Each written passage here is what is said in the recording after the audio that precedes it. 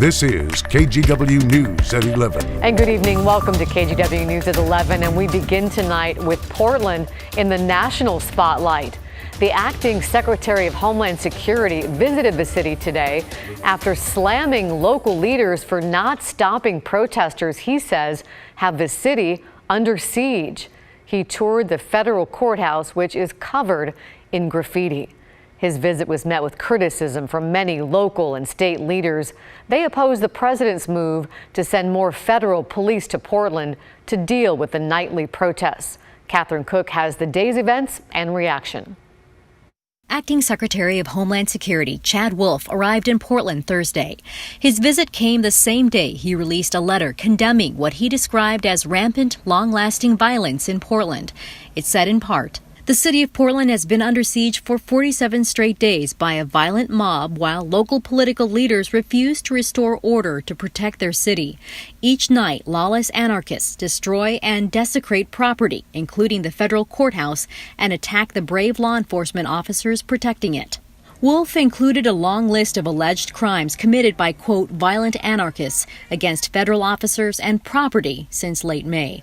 It included a July 11th incident when an officer was allegedly assaulted with a hammer.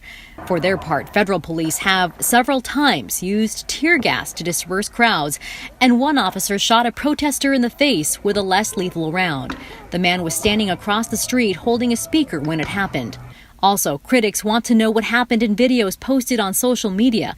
Federal officers in unmarked vans are seen taking someone into custody without saying a word. Appearing on Fox News Thursday night, Wolf said he toured the federal courthouse and saw the damage firsthand.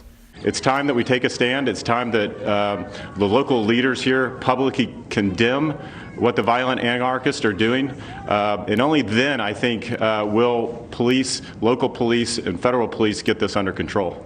Responding to Wolf's visit, Portland City Commissioner Joanne Hardesty called federal officers thugs sent to Portland by the president. And thugs is not an overstatement. And I think he purposely sent them to cities that are perceived to be liberal so that he could actually interrupt this upcoming election cycle. In a tweet, Governor Kate Brown called actions by federal officers political theater and said she told Wolf, quote, "The federal government should remove all federal officers from our streets." Representative Earl Blumenauer tweeted, "Go home, Chad, and take your unlawful DHS agents with you."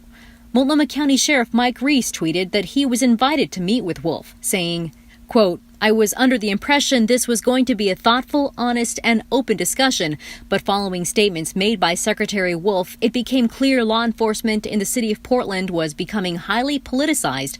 For that reason, I declined to meet." Just before sunrise Thursday, police cleared the parks near the federal courthouse and fenced them off. Portland Parks and Rec says Lounsdale and Chapman Squares are closed for multiple repairs after protesters vandalized them. Some people standing by said it's been a lot. We've had destruction and mayhem every single night, and now even during the daytime. And it's just too much. It's too much. I think what they've done to the statues, burning them, and I've lived here all my life, and so these have been a part of my life, and it's like they're just destroying it, and it just breaks my heart. Just after 6 Thursday, Wolf's motorcade left downtown Portland. It's unclear how long DHS officers will stay behind. During his interview with Fox, Wolf suggested federal officers are here for the long haul. He referenced 2018 when protesters occupied Portland's ICE facility for nearly a month. He said, quote, "That's the type of environment that's fostered here, and we've had enough of it." Catherine Cook, KGW News. And the protests continue tonight. This is a look at those gathered right now near the federal courthouse downtown. With the fences up in the parks where they normally stand, this group has splintered into several smaller groups. In the last few minutes, we saw protesters remove part of that fencing. Police came by to stop them, and we did see those in the crowd throwing bottles at officers. Another group is gathered in front of the Multnomah County Sheriff's Office. This is near 47th and Burnside tonight. And right now you're looking at video from a police live stream of the demonstration. We've not seen any major issues here at this point tonight. Today, Oregon reported 437 new coronavirus cases. That's a new single-day record for the state. And 2 more deaths were also reported. The Oregon Health Authority says the rise in cases is due to social gatherings like graduations, birthdays, weddings, and holidays. And they're finding that the virus is spreading more within groups of younger people. And here's a look at the chart of daily hospitalizations. The numbers have consistently been around 5 to 15 per day. Although they've increased in recent weeks compared to May, they are slightly lower than in March. Many of Oregon's cases are also being tied to workplace outbreaks in places like state prisons and food processing plants. As Maggie Vespa reports, advocates believe it's because essential workers aren't being protected. This is an interactive map built by KGW of the now 60 workplace outbreaks in Oregon. The state says 5 cases or more of COVID-19 constitutes an outbreak. Most of these have far more than that. The counties in darkest blue are sites of the largest workplace outbreaks.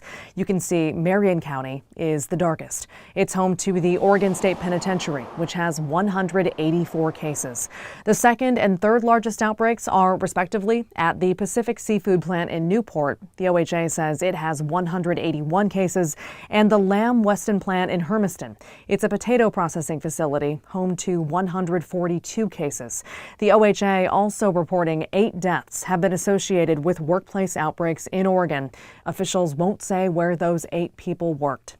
In its report, the OHA wrote the outbreaks highlight the challenges of controlling COVID-19 in settings where people must work or live in proximity, adding people of color are overrepresented in agricultural and correctional settings, contributing to the higher rates of COVID-19 observed in these groups. Essential workers, the same workers everyone likes to call heroes, they should be treated like heroes. And Graham Trainer is the president of the Oregon AFL-CIO, the State Federation of Labor Unions. They represent roughly 300,000 Oregon workers.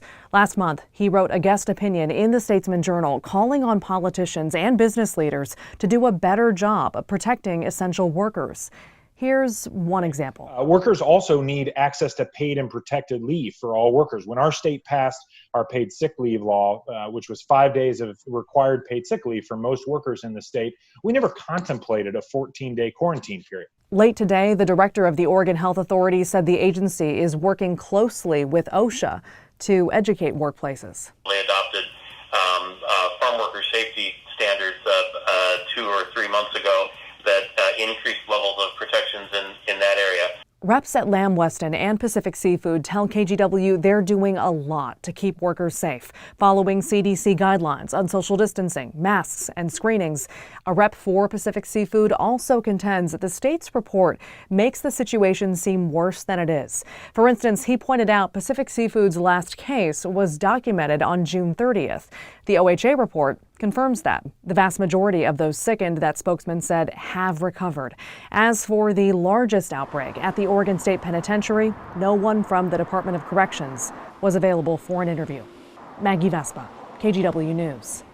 Today, Washington Governor Jay Inslee announced new restrictions to slow the spread of COVID-19. The governor says counties in phase 3 can only have gatherings of 10 people or fewer. That's down from 50 people. The governor also says he's not ruling out another stay-at-home order if people don't follow the new rules. The state is also prohibiting all live indoor and outdoor entertainment. All of these new rules start Monday. In a KGW investigation, some parents are upset over how contact tracing was handled in an outbreak at a KinderCare in Lake Oswego. The outbreak happened in June. 29 kids and staff members tested positive for the coronavirus. One parent told us they found out a staff member at Lake Grove KinderCare tested positive on June 14th. She says they didn't talk to a contact tracer until June 23rd. This was a big deal, and I think there are several failures on the health department and OHA's part. I think that this whole situation should have been communicated to a larger audience more quickly. I think that people need to know this is happening in our community. The contact tracing was a complete failure. The state's own benchmark is making contact or attempted contact within 24 hours, 95% of the time. This covers people who test positive or are in close contact with a positive person. The state says it is meeting that goal, but there can be delays. When it comes to coronavirus tests, some people may want to get one just to be safe. For instance, if they aren't showing symptoms but plan to travel or have family coming. But experts say that's not the way to go for a variety of reasons. One is how the virus works. It could be in your body but not giving you symptoms when you're tested, and it could come back negative, so you think you're fine.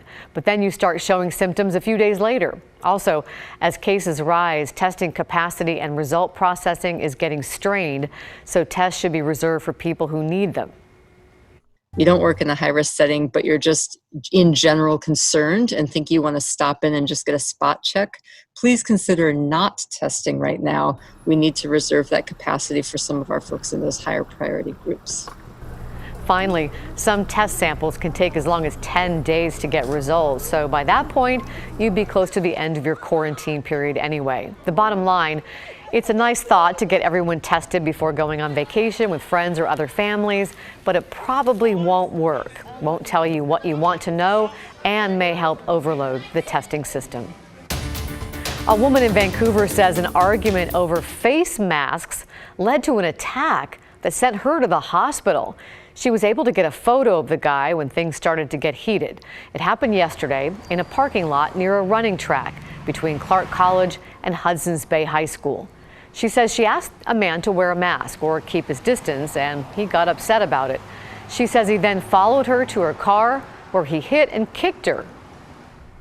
The way he was acting, he was getting, just after I said about wearing the mask, he was getting more and more angry and angrier, and I was just getting more scared. So yeah, I made sure I got pictures, and I zoomed them in and I gave them to the police officer. The man and a woman he was with left in a black SUV. Vancouver police want to hear from you if you have any information. We have new information tonight on an officer-involved shooting in Welches. Police now say a Sandy police officer shot and killed the suspect, but also was the one who shot and wounded a Clackamas County deputy. This happened on July 3rd at the Mount Hood RV Resort. It started with the call about an armed man in a mental health crisis. Police originally said the man, 58-year-old Doug Diamond, fired at deputies who then shot and killed him. Now they say Diamond pointed a gun at deputies but never shot it. It was actually a Sandy officer helping with the arrest who shot both Diamond and the Clackamas County deputy. The deputy was treated for an injured arm.